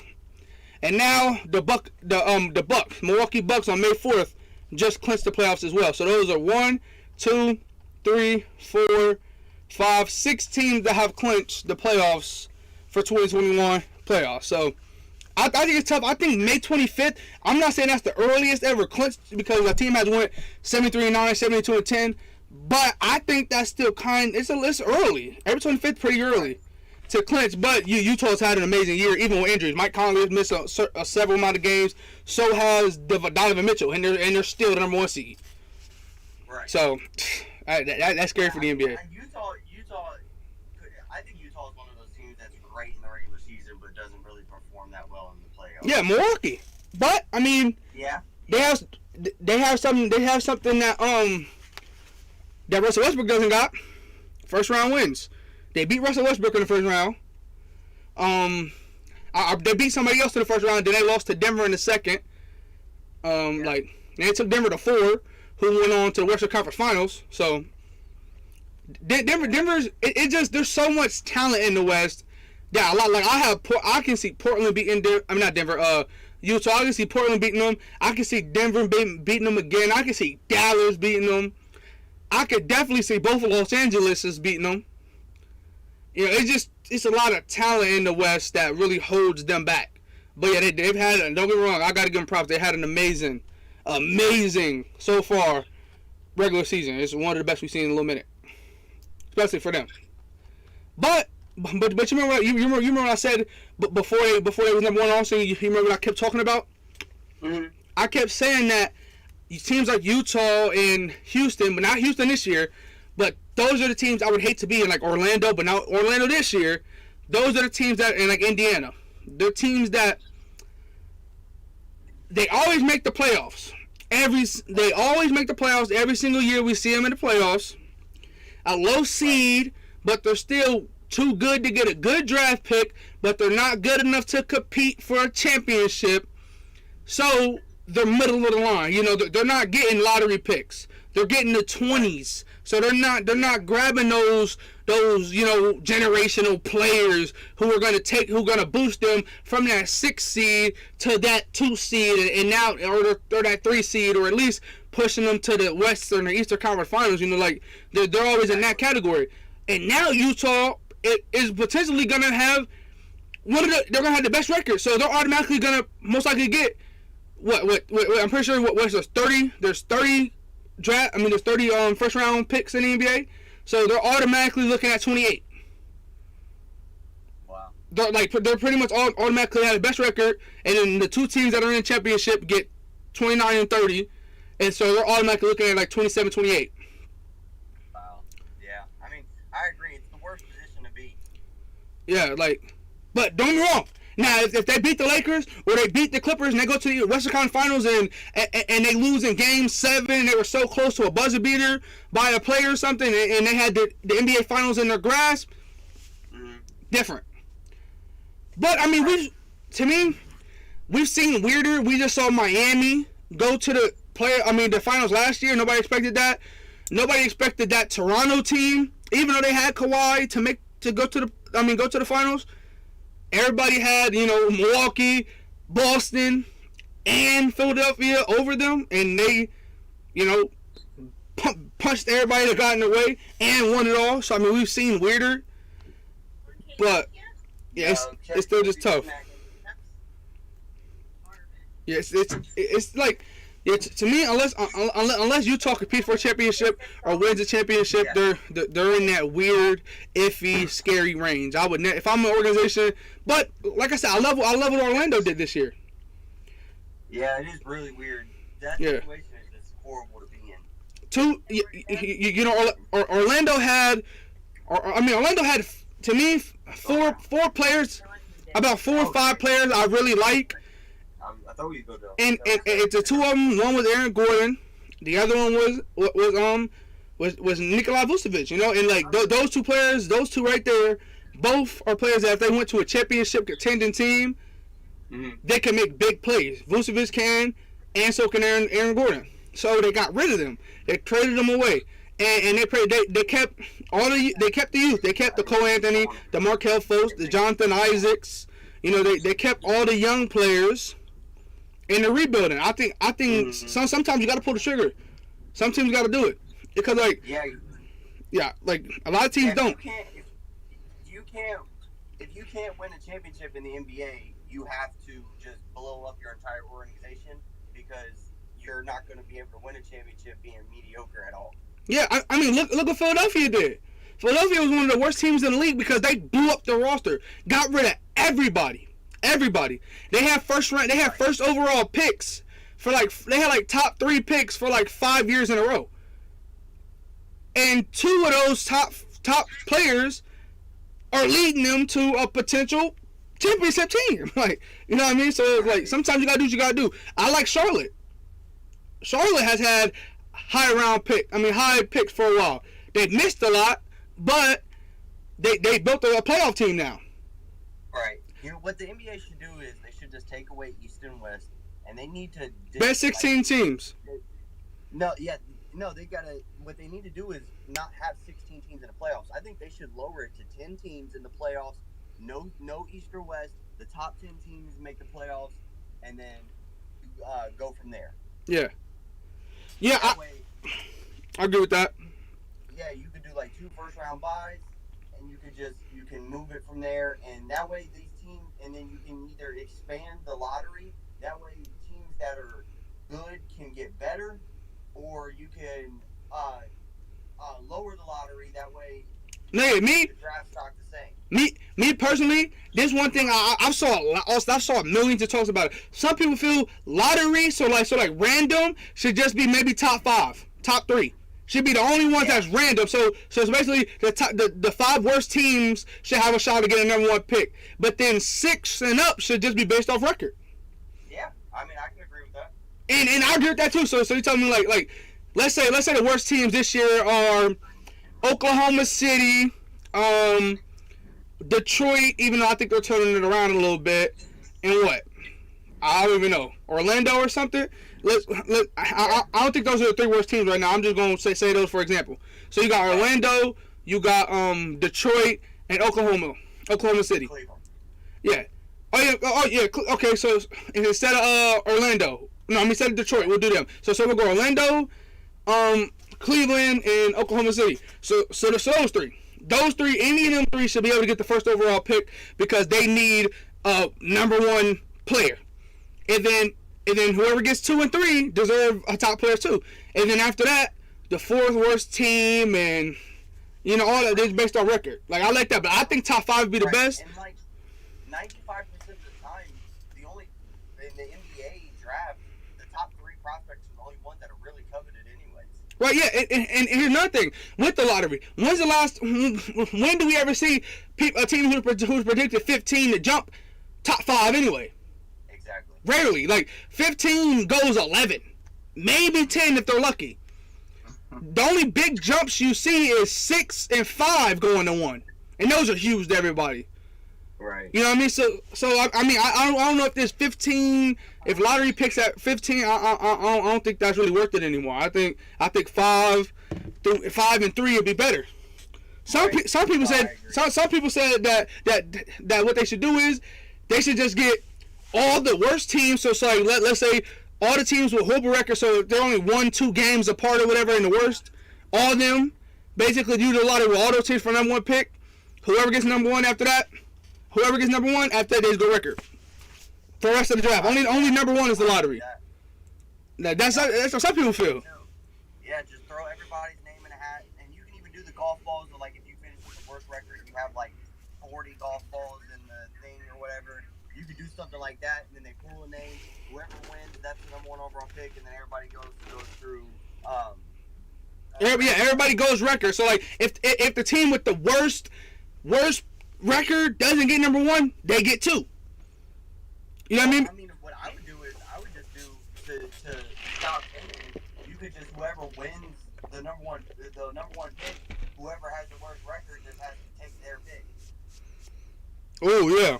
Then how'd it be tough though? That would really hurt tanking because you could if for example like the 12th team gets the number 1 pick, now you're the worst. You have the worst record, and you have the 12th pick. Yeah. You know what I mean? But at the same time, I mean, they probably should get rid of the lottery. Do like the NFL, you know, the worst team gets the best pick, and it's all record based. The reason they have the lottery is because the NBA doesn't want tanking. They hate tanking. Yeah. So if you have the lottery, that de-incentivizes tanking because you can't guarantee you're going to have the best pick. Right. But at the same time, how many teams are tanking though? How many teams are taking right now? Right. Multiple. I mean, Oklahoma City is tanking. I think maybe you could say Oklahoma City, Orlando, earn a bunch of draft picks, but they're not really tanking because they're trying to win games. Right? No. I'm just saying like no, they're trying, but also there's 82 games. Right. Like they know at their best they're not going to be a top team in the West. That rhymed. But anyway, no, I'm just.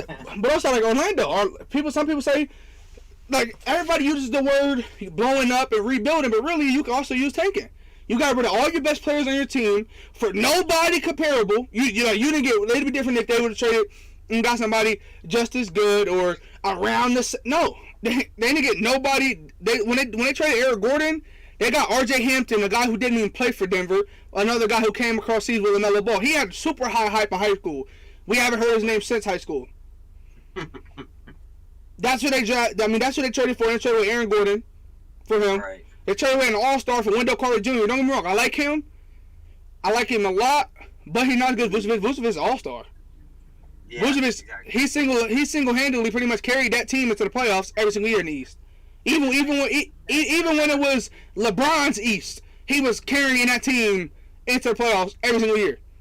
And the trade is still stupid to me, even on not even the end where like they're giving up an all-star, but you're trading a center for a center, and now you're back in the situation where you're at a logjam at center because you have Mo Bamba and now Wendell Carter that you need minutes to give to. Well, not really. That's not the biggest head scratcher. Vucevic wanted. He didn't want. He told them. He kept telling them to draft another center. That's why they got Mo Bamba in the first place. He didn't want to play center. He's 6'9", a scorer. He wanted to be a 4. He was tired. He didn't want to play the 5. He wanted to play 4. Wendell Carter, his whole entire life has been a 4. And Duke, he played with Marvin Bagley. It's weird because now Marvin Bagley's the 4 on his team, and Wendell Carter's the 5. But in college, Marvin Bagley was the 5, and Wendell Carter was the 4. And Wendell Carter, it's been reported a lot. Wendell Carter wanted to be the 4, and in Chicago, but they said since even though Laurie Marketing is taller than him, since he can shoot, he's going to play the 4 for us. Which pissed him off. Vucevic is in the same situation because now Vucevic is going to Chicago, but Laurie Marketing is there, so Vucevic is going to play the 5 again. Right? Yeah. So that's what I'm saying. I was like, it's done for both teams because they were tired of having both teams were tired of having a center who didn't want to play center, and they went and got a center that didn't want to play center. That's funny as fuck. But don't be wrong. I love Wendell Carter's age. He's young. You know, you do got Mo Bamba. You can play him at the 4. But guess what they got at the 4 right now? They're playing Jonathan Isaacs at the 4. I mean, he's 6'11". He's 6'11".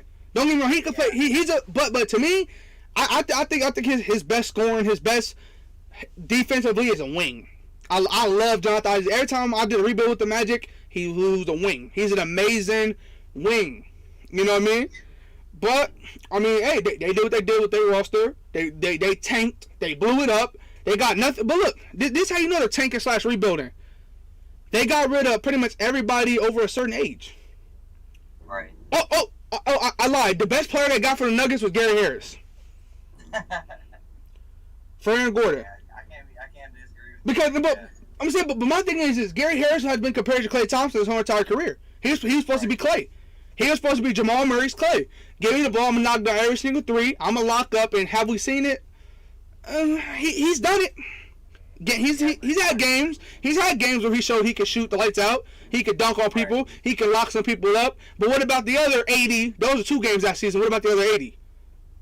You know what I mean? Like, he's kind of wishy-washy. So, that to me, Orlando is tanking. Right. Are you ready? They just blew up the whole roster. You hear me? Yeah, I hear you. Okay, it's cutting us out. You ready to wrap it up? Yeah, we can. Okay. So everybody, we're definitely, so the Ghost Pepper is going to be on the next stream, right, Austin? Yes. Yeah, next stream, because Austin and De'Aaron are out of town right now, so they went on a vacation, so that's why they're not here. They were on Discord today, and we were going to do it short, because there's not too much to talk about, just because the NFL is about to get, the NBA is about to get into the playoffs, so that's why we're going to talk about that when they get there. And then the NFL just had the draft, and we already covered the majority of that last podcast anyway. So we just went over that, and we just want to talk about some clinching. And yeah, so that's why this podcast is short, but we'll see you guys on the next one. That's when we have De'Aaron eating the Ghost Pepper, and you know, we have that's gonna take a majority, probably him crying and being in pain. But so yeah, I think we'll plan more, have a lot more to talk about, because this week was kind of weird because they were on vacation and stuff. So yeah, so we'll go ahead. We'll sign off now. We'll see y'all next Friday.